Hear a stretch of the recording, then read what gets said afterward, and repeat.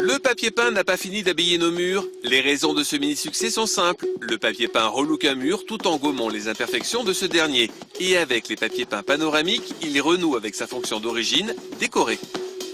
On a un grand retour du papier peint parce que en fait, c'est très déco et très mode.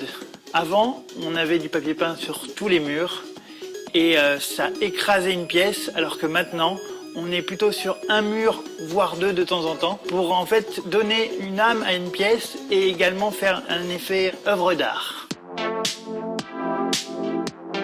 Il y a deux tendances, soit assez neutre, soit très coloré. Les gens aiment associer leur papier peint avec des tapis, du mobilier, des peintures. Il y a tous les prix dans le papier peint, de 20 € à 300 € le rouleau. Aujourd'hui, il y a plusieurs tendances dans le papier peint, notamment la grande tendance du panoramique. Comme ce panoramique qui reprend un paysage en grisaille, ça donne du caractère à une pièce qui a un petit peu de profondeur et aussi à des portes de salon, par exemple, qui permettent vraiment de les habiller et de donner du charme à la pièce. Le choix du papier peint à l'heure actuelle, c'est l'intissé, parce que l'intissé est une pose très facile, aussi bien pour le particulier que pour le professionnel. C'est quelque chose qui va très vite à poser. D'abord, il faut bien nettoyer la surface où on va mettre son papier. Après, il faut choisir la bonne colle. Appliquer la colle sur le support et pas sur le papier. C'est la meilleure des choses à faire.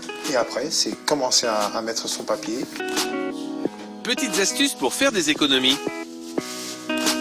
Prendre un seau et dans ce seau mettre un sac plastique. On le met à l'intérieur. On met notre peinture ou notre colle. Quand on a terminé, on prend le sac, on le jette et comme ça nous évite d'acheter d'autres seaux. Le rouleau, plus il a de poils, mieux c'est, parce que ça nous apporte plus de matière. Il y a aussi d'autres tendances qui se dessinent.